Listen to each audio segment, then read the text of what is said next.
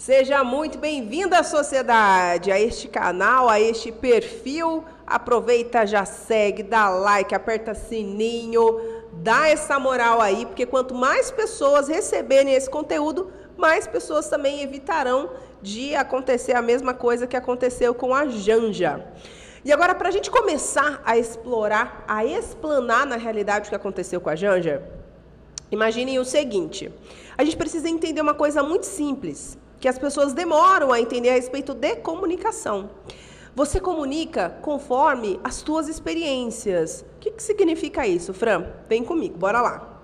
Imagina, gente, que isso aqui é a forma como você se comunica, tá?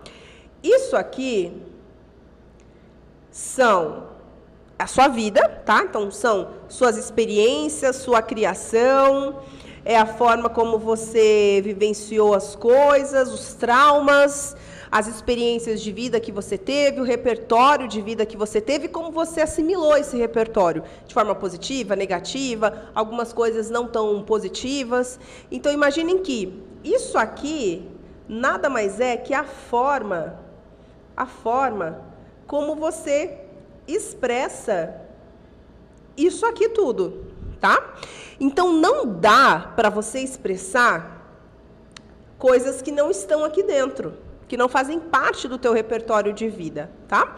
Então, tendo isso em mente, agora a gente vai para uma outra colocação. O que é a adolescência? Já já vocês vão entender onde que eu quero chegar. A adolescência é um período em que um ser humano, de forma isolada, ele não se acha autoconfiante o suficiente.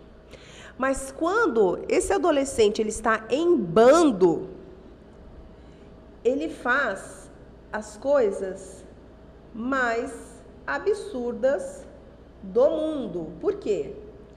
Do nada, ele se tornou uma pessoa convicta? Não. Mas ele teve uma confiança externa para interna, e ele resolveu se soltar ali porque ele se sentiu seguro o suficiente. E aí o que acontece quando esse adolescente está ali envolto por um grupo? Ele quer se sobressair nesse grupo. Significa que ele é confiante? Não, muito pelo contrário. Quando um jovem ele precisa se sobressair, ele precisa fazer coisas para mostrar que ele pode e tal, para o próprio grupo dele, significa que ele está muito inseguro e ele precisa se reafirmar, tá? Então, é busca por afirmação, tá? E o que isso tudo tem a ver com a Janja? Bora lá. Vocês estão vendo que aqui, ó, isso aqui é o que promove confiança, certeza, convicção, os nossos valores. Quem assistiu lá o Divertidamente, é aquele trequinho mó bonitinho que fica assim, em cima da mesa, né? Que são os valores, as experiências e tudo mais. Então, aqui, se isso aqui está fundamentado em falta de confiança, imagina que há uma necessidade muito grande de afirmação na comunicação. Vocês conseguem visualizar agora como que comunicação, que as pessoas acreditam que não é uma coisa tangível, mas pode se transformar em algo muito tangível? E agora, o que isso tudo tem a ver com a Janja ali no discurso? Quando você tem uma dificuldade de afirmação, quando você não tem convicção dos seus valores, quando você não tem convicção de quem você é, você vira fruto do ambiente, que é o que acontece com os adolescentes. Por isso que muitos pais dizem, mas foram as más influências. E realmente, de fato, as más influências influenciam as pessoas. Então, imagina o seguinte: a Janja, neste momento, ela estava rodeada de pessoas que a aplaudiriam, seja ela falando A ou B. Então, ela topou estar ali, ela se emocionou demais, no sentido de ter uma overreaction, que no inglês, traduzindo para português, significa uma reação exacerbada para alguma coisa. significa que era para ela ter reagido assim, e ela acaba reagindo muito acima do normal para um acontecimento que pediria que tivesse um pouco mais de normalidade numa reação. Então, ela super reagiu a respeito de algo que seria mais simples. Mas por que ela super reagiu? Porque ali ela estava com uma plateia, se sentindo confortável e com a necessidade de quê? De afirmação.